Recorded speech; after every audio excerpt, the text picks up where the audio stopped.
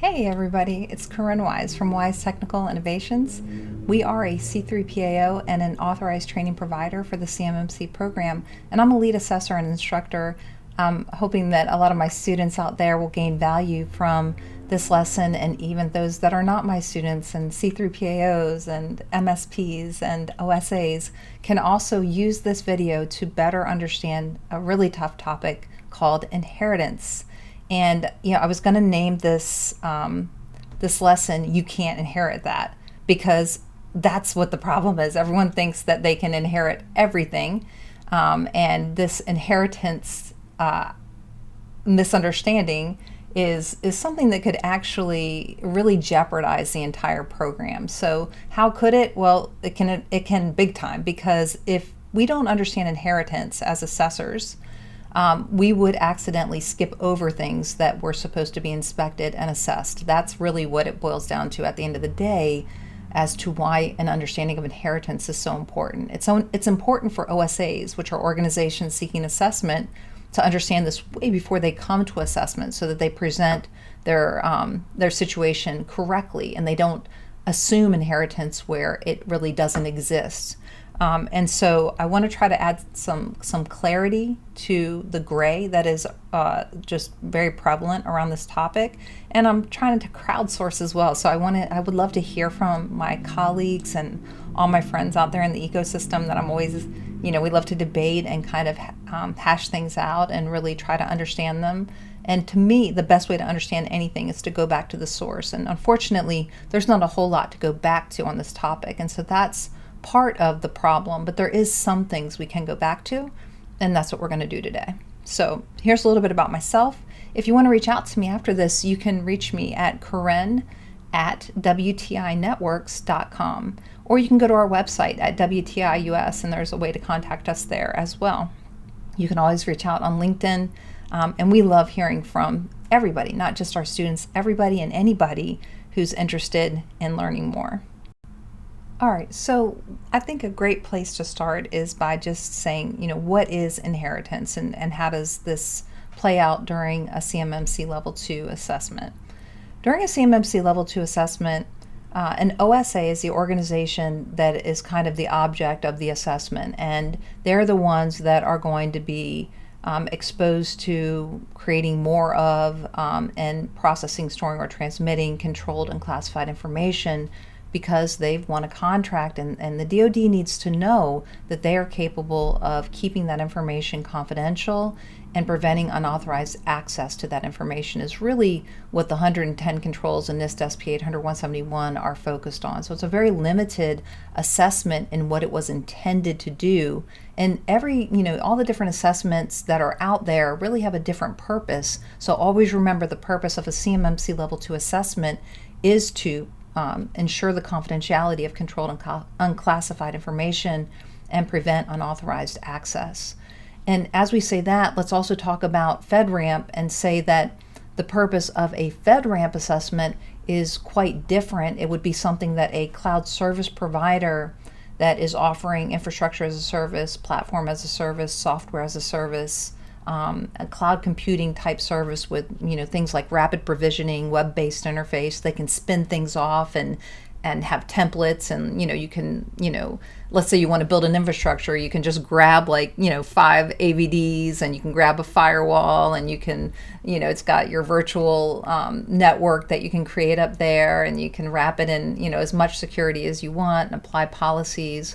All of that stuff that you can build up there, just like you're building Legos, that's all part of what they had assessed for their FedRAMP assessment. And so they had to have their products, their services, their offerings assessed. And so that's why FedRAMP authorized companies can actually provision things and not have those things reassessed constantly, right?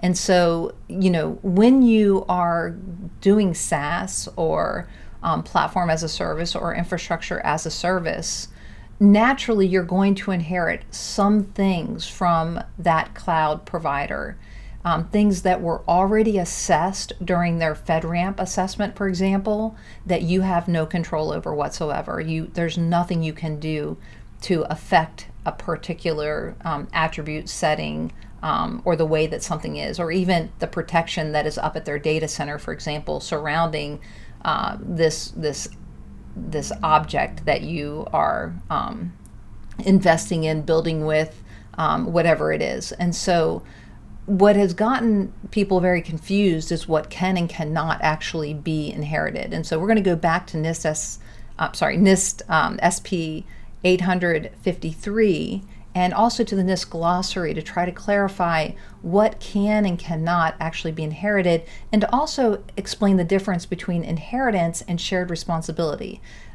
Just because you're sharing responsibility over an objective, or somebody is helping you do something to meet that objective, does not mean you're inheriting something. In an assessment, if you're inheriting something, that means you're able to provide us output from one of these two types of assessments, a level 2 CMMC assessment or a FedRAMP assessment, in the form of a customer responsibility matrix and a system security plan. And the details in there are very helpful for us in understanding that that provider that you're working with already had an element assessed, and that it's in their boundary, and we don't need to kind of go past that entry point into their environment and reassess it. Is really the benefit of inheritance, is like, oh, we don't have to cross that line and go into this other atmosphere and assess all of those things, because they have already had that assessed and it can't be changed by this OSC. And so it is as it was when it was assessed. And so we can accept the outputs in certain situations. But there are so many times that people think that is going on, and that is not at all what's going on. You're not, you're kind of crossing shared responsibility with true inheritance, and then assessors are thinking they don't have to assess something that actually really should have been assessed, and this is happening on a grand scale right now. So here's the definition of when inheritance applies. It's when the implementation of a security control or control objective from NIST SP 800-171 is provided in part or in full by an external entity, such as a service provider, systems, or environments that are outside the direct assessment boundary. And, really, when we're talking about scoping with CMMC Level 2, we do have to consider things that are external to the boundary. We still want to know everywhere that they're transmitting, processing, or storing controlled and classified information. But if we were to say, what is the object of this assessment? It is the contractor, right? It is the contractor that is processing, storing, and transmitting controlled and classified information. And then they might actually be having third parties come into their scope, or they might be taking CUI and putting it into other places, these external places. And there's really strict rules about how you can do that, when you can do it, and then how it affects how these elements are assessed now that you've done that. And that's what we're trying to clarify. So let's go back to the NIST definition, which says it's a situation where, a system or an application receives protection from controls or portions of controls, which we call objectives, that are developed. And if you put the word already in front of this, it makes it much more clear to you. Already developed, already implemented, already assessed, already authorized, and already monitored, currently monitored, right? And so that checklist alone, as an assessor, you should be thinking about it. So if you're looking at an objective and someone's like, yeah, we inherit that from our MSP, the first question you should ask yourself is, well, was that MSP assessed at all? If they were, and they had a level 2 CMMC assessment, you have another question. Was this thing assessed that we're talking about at this moment? Whatever it is. So let's just say it's an objective, and you're talking about that objective. Is what they're saying they're inheriting, could it have been in existence in the scope of that MSP at the time the MSP was assessed? Because if it's not, it's not, you can't inherit anything. It wasn't assessed during their assessment, right? So things that were not assessed during a third party's assessment or during an ESP's assessment, they can't be inherited. It's just that simple. And this really, really is what we're going to focus on today.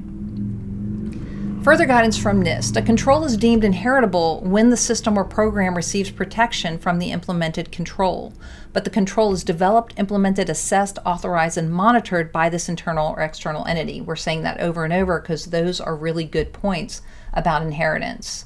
And it also goes on to say that the source of inheritance could be other parts of their business. And so when people enclave, sometimes they are actually inheriting security protection from other parts of the business. And especially in the government, when all of this was written, they definitely had information systems that made up the scope of what was trying to be protected. And those systems were inheriting protection capabilities from other parts of the environment. And so again, with RMF and things like that, those other parts of the environment may have already received an assessment, and certain elements may have already been assessed, and the outputs of that could be used for the current assessment. Further considerations from NIST SP 853, they get into something called system-specific controls and hybrid controls. And so for us, just a translation to CMMC, a system-specific control is the OSA's environment. So it's their systems, their scope, inside their boundary. These specific system-specific controls are the primary responsibility of the system owner. So we call that normally, the authorizing official or the system owner in CMMC. When a control is implemented as a hybrid control, we're now sharing responsibility with someone else or something else. The shared control provider is responsible for ensuring the implementation, assessment, and monitoring of the shared part of the hybrid control. And the system owner is responsible for ensuring the implementation, assessment, and monitoring of the system-specific part of the hybrid control. So I know that sounds really crazy, but all that they're really saying at this point is you need to clarify, what part of this system is owned and operated and managed by the OSA, and what parts of this are not owned, operated and managed by, what's being assessed at this time. And I love this next slide because it's a control that's in 853 that we don't have in CMMC, but it really lends itself to understanding inheritance. This is called the Authorization Control, CA6. It says assign a senior official as the authorizing official for the OSA. So I'm just going to say OSA because they're talking about the system that's being assessed. And the system is a collection of systems that are going to process, store, and transmit CUI that are inside of a boundary and all of that good stuff. Assign a senior official as the authorizing official for the shared control. So now they're saying also, don't forget on the other side, there's somebody in charge of who's ever helping you. And then it says, make sure that the authorizing official for the system before commencing operations, so the authorizing official for the OSA accepts that they're going to share responsibility with an ESP. That's simple. That's what that purple box says, is that two things have to be true. The OSA has to say, we accept that this ESP is going to take care of certain things for us, and we're going to allow them to do that. And then the ESP, in turn, in the next green box, has to say, we accept responsibility for these objectives on behalf of the OSA, the organization that's actually being assessed. And so accepting that responsibility is huge. And we saw the DIBCAT get really strict this year about CRMs, or customer responsibility matrices, coming from the source themselves. They would not accept a CRM that you wrote for your third-party service provider or your external service provider. They're like, no, we don't want your version of what they're doing for you. We need them to say it. We need them to say, we do this for the OSA, and accept responsibility and tell us that they do take responsibility for that and they do offer that to you. And so C and D are really important. It's the acceptance of the shared responsibility by the OSA, and it's the acceptance of doing those things on behalf of the OSA by the ESP. If you don't have those two things, there's definitely no inheritance. Absolutely not. And then once they agree on that, we get into the deeper topics. So let's just say that we get to the point where we're ready to prove that the ESP is willing to take responsibility. They're going to prove that in the form of a customer responsibility matrix. Often they'll share an external copy of their SSP, and they even may have attestation. So we're bringing a client to assessment in a month, and you can just see, some of the MSPs doing it right. They have that CRM so organized, a nice big spreadsheet with their different service offerings and what is and isn't covered and what is the customer's responsibility. And for the MSPs that really understand inheritance, it's interesting because their shared responsibility matrix or customer responsibility matrix is not going to overdo it. They are not going to take responsibility for things they can't control. They're only going to take responsibility for things they can control in this environment. And they're going to give some details and some description, often in the form of an external SSP that they're willing to share with the customer. And then also this particular MSP had attestations from like human resources talking about all the vetting that they do with people that they hire and their onboarding process. So there were several attestations like that, all of it very useful in proving that MSP is taking responsibility for certain things. The evaluation of inherited items during a CMMC level 2 assessment, how is that done?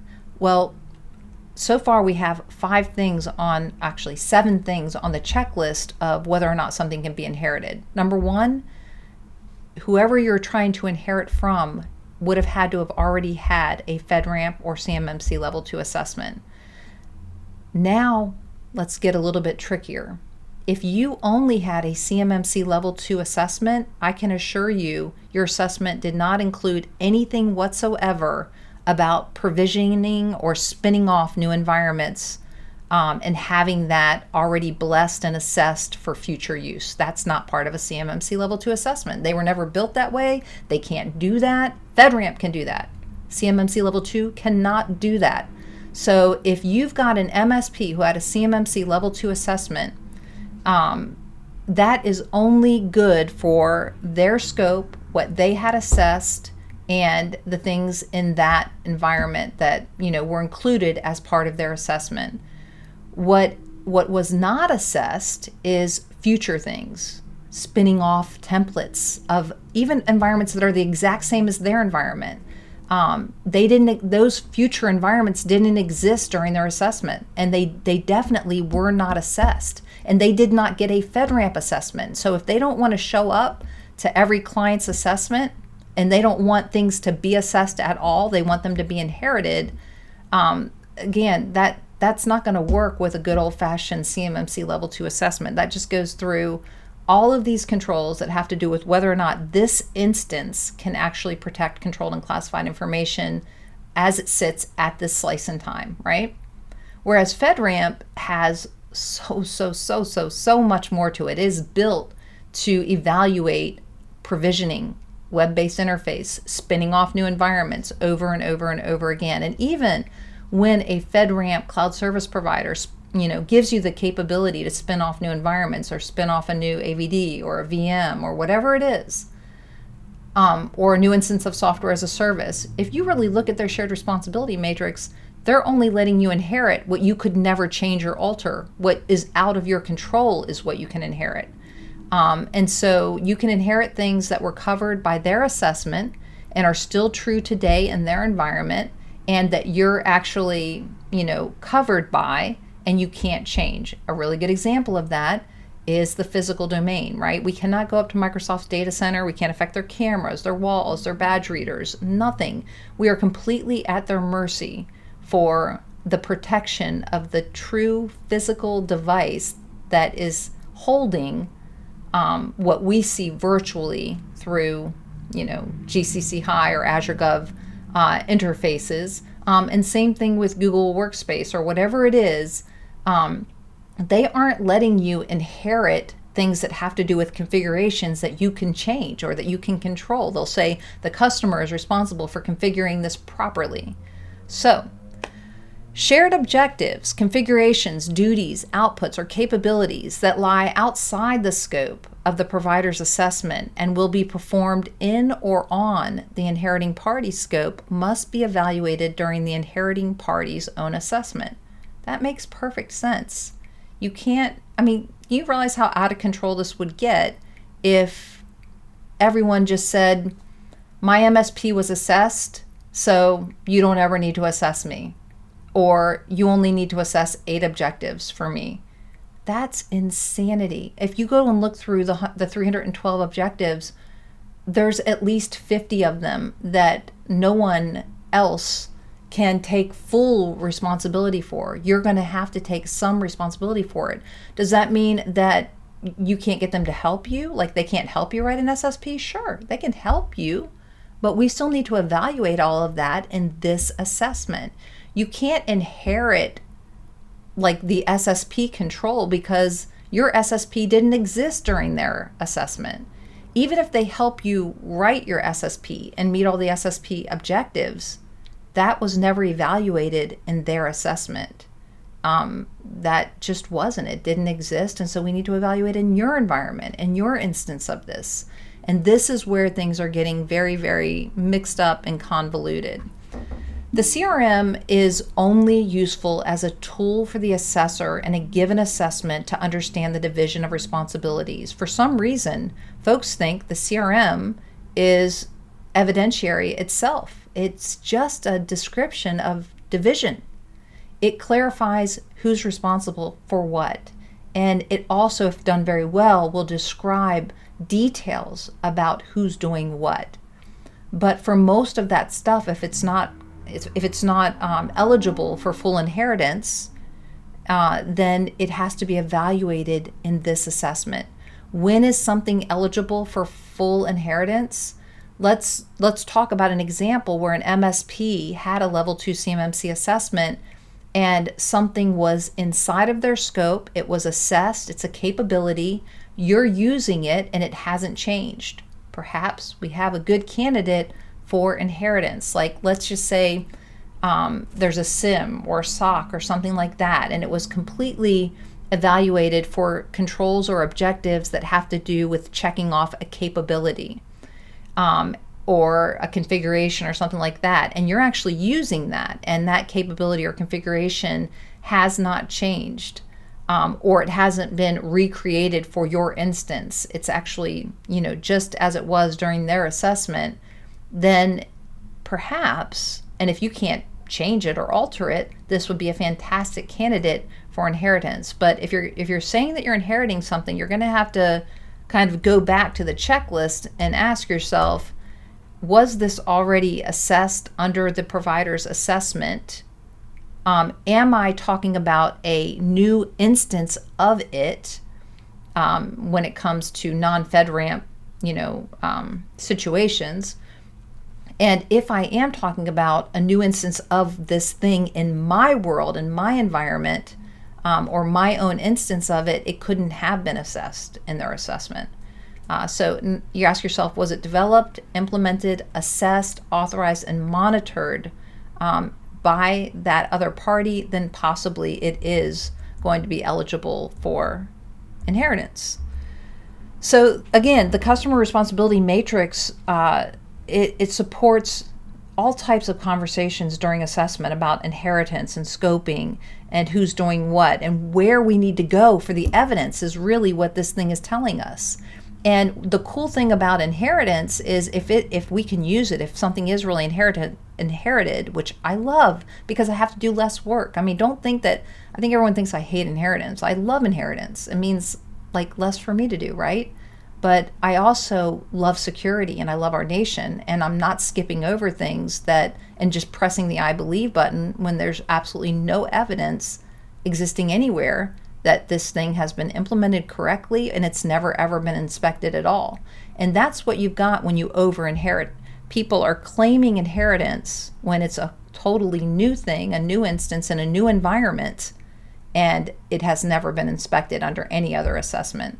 And we have the capability over here of affecting those settings, and we're also responsible for those settings. So lots of different things to consider there. Sometimes we may not have control over the settings. We may have surrendered that to the MSP, but you're going to really need to talk about that in your SSP.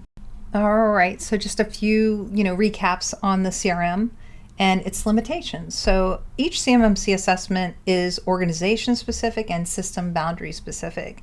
And yeah, a lot of MSPs are going to, really try to make sure that there's some quality assurance there, and things are going to be, maybe 95% the same for all of their clients.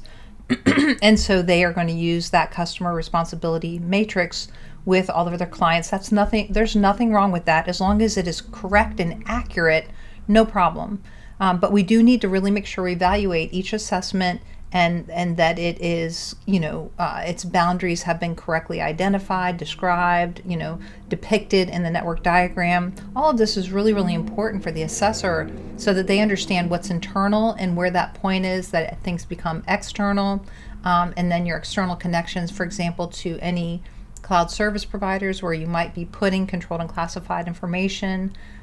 All of this stuff is really, really important and ties into the concepts that we're talking about today. CRMs are a tool that are used during assessment to really figure out the division of responsibility and get some details about who's doing what. They're more declarative and aren't really meant to be evidentiary themselves. They point to where to go get the evidence. Assessments are not transferable, and that's another problem that we've got going on right now. You've got one party that was assessed and their scope was assessed, and they're trying to transfer all of that onto a completely different scope, and that scope needs to be evaluated independently for all of the things that are brand new and that were not already assessed under another assessment or are not eligible for inheritance, true inheritance. The key takeaways that I'm trying to get across to you today is that inherited controls really don't relieve the OSC from responsibility for providing, number one, evidence, and it doesn't relieve the assessor of the responsibility for validating controls and obtaining evidence. It's just that when something really is eligible for inheritance, that evidence comes in the form of the outputs from the assessment that was used for the thing that is being inherited. So for MSPs, that might be a capability that is within their scope and SPA that they have, that they house, that they're using for the OSA.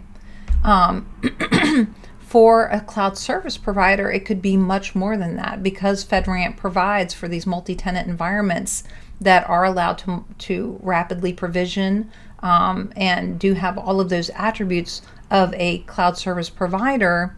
You could be inheriting, a lot more, like physical protections and things like that, from that cloud service provider, but you'll be surprised how little you actually do inherit. Read their shared responsibility matrix. They don't let you fully inherit much, not much at all, and there's a reason for that.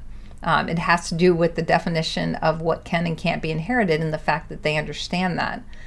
So all of you MSPs out there that are trying to take responsibility for 312 objectives, I don't mean this to be against you. This is for you. You are making a really big mistake. That is really just the only way I can put it. Number one, it's not accurate, and number two, it's a tremendous amount of liability. Look around you. Read the room. So, sorry, I had to get that off my chest.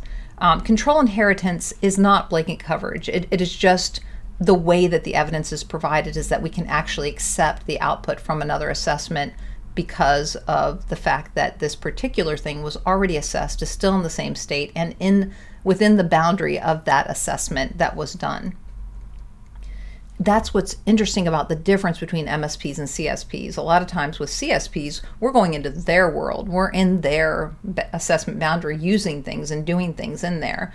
Whereas with MSPs, it's quite a different model. What you have is they are coming from their environment, but they are often performing functions in our environment, in our scope, and a whole different assessment boundary. And so that's quite different if you think about how inheritance plays out in those two different situations. All right, before we go, I just want to do a good example of like the messiest example that I could think of when it comes to inheritance and shared responsibility. So a lot of folks are building their enclave up in the cloud. They try to go all cloud and keep on-prem out of scope. Nothing wrong with that, but it's a great example to try to talk about the concepts of inheritance versus shared responsibility. And the example that I have here on the right, they're trying to keep that stuff out of scope. And so these machines are just used to go into the virtual desktop where they actually work from. So it's just keyboard, video, and mouse that's coming down to the one they're sitting at. And they're actually viewing the desktop up here and where they have built an entire VNet with a firewall, and they have Entra and Sentinel, Defender, Intune, somewhere in here, Intune. And then they're also using some of the Office products. They've got GCC High, and they're using email and Teams and all that good stuff. And so there's quite a bit that you would think would be inherited here. But in reality, when you look at Microsoft's shared responsibility matrix, you're inheriting like the backbone of this, right? They provide the capability, but you got to do the right things with it. And you could do all the wrong things with it, believe me. And so like when the DIBCAC, during JSVAs, when the DIBCAC would assess these environments, we had several of our clients that brought something similar that we built for them, and they brought something similar to the JSVAs. The DIBCAC would spend 3 to 5 days up there, assessing every one of the objectives that applied to what was going on up here. So we had to fulfill all those objectives here. It's just as hard to fulfill them in that environment there as it would be if somebody dropped off a bunch of routers and switches and desktops down on-prem. You do the same type of assessment up in the cloud, inspecting that boundary and how it was created, and all of, finding all of the internal boundaries if there are more than one VNet and things like that. Anyway, my point is, when you go to read the Microsoft placemat, you're quite disappointed to find out you don't really inherit a whole lot. You inherit like the physical domain, the fact that you cannot do anything about how they're physically protecting the actual systems that all of this is sitting on. You cannot control their cameras, their security, their security cameras, their doors, their locks, their badge readers, their staff, their onboarding of their staff. So they have their own world going on up there, and we need to just make sure it doesn't negate any of the 800.171 controls, because that would definitely pull us out of compliance. And that's what's great about choosing a FedRAMP authorized or equivalent provider, or choosing a CMMC level 2 assessed MSP, for example. We know that they're doing all the right things. So if anything about them comes into question, they can whip out that paperwork from their assessment and say, oh, no, we've got a really strong onboarding process. Our people are legit. That doesn't mean that conveys over to your onboarding process as an OSC. Their onboarding process was evaluated for their people and their environment. You still have to have your own access management policy and an onboarding procedure for your environment and your people. And yes, maybe it will mimic what they did in their environment, but unfortunately, you still have to have it assessed because it's new. It wasn't assessed under their assessment.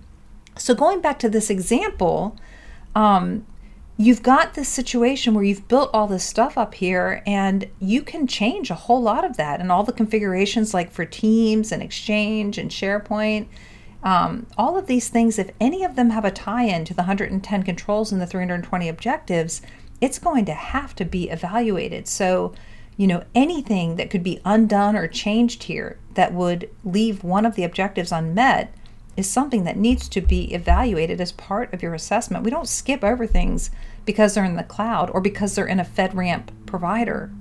There is only a little bit about that stays the same. So much of it can be altered by the customer, which is the OSA. And so that's another way that you want to think about whether something can be inherited or not. Now let's bring an MSP into the picture. Some MSPs are offering very similar, it could be on Google or Azure or AWS. They're offering very similar builds to meet their clients' needs, and the MSP says, I'll manage it all for you. That is shared responsibility, not necessarily inherited things from an assessment of their own. They're sharing in the responsibility of this instance that you have, and they are going to take care of a lot of it for you, so they will need to be present when those things are evaluated during your assessment. And so I'm just trying to convey the difference between inheritance from the cloud provider, they're not really doing any shared, they're not like coming in and doing services on my environment for me, or daily activities in my environment like an MSP would, but they are there in the background at all times, and I'm very dependent on them and their infrastructure and certain capabilities to always be in place. And so obviously they're sharing that part of the responsibility with me, and I inherit little portions of the control and the capability, but there's all this other part of each control and objective that is something I have to configure to make it meet the requirement. Those things are not inherited. And then for the MSP coming in and sharing the responsibility to help me with some of those things at all times and stay with me for the next 3 years, that doesn't necessarily mean because they're helping me that that's inherited from their assessment. And that's what I'm trying to get across today. That shared responsibility needs to be evaluated during this assessment. And, it really makes me sad. I've heard assessors saying they literally feel bullied by certain, assessment situations where these MSPs are appalled that the assessor wants to evaluate and do their job and assess the objectives the way they have to. They have to. And so really that should not be going on. And I think a lot of that is going on maybe because of a misunderstanding about inheritance. And then that's the exception. Most of the MSPs that we're coming across are awesome. I mean, they are providing all the goods. They are ready to be there on assessment. They have a whole portion of their staff dedicated to going to be there. Not that it's free, but they're ready for this responsibility. Nothing is free, right? And so they're ready, and they understand that they must be present during assessment to talk about this new instance and this shared responsibility they have in this independent environment that is now being assessed. So hopefully today, all the examples that I gave help drive these points home and help you to think about it a little bit more in a different way than maybe you had thought about it before.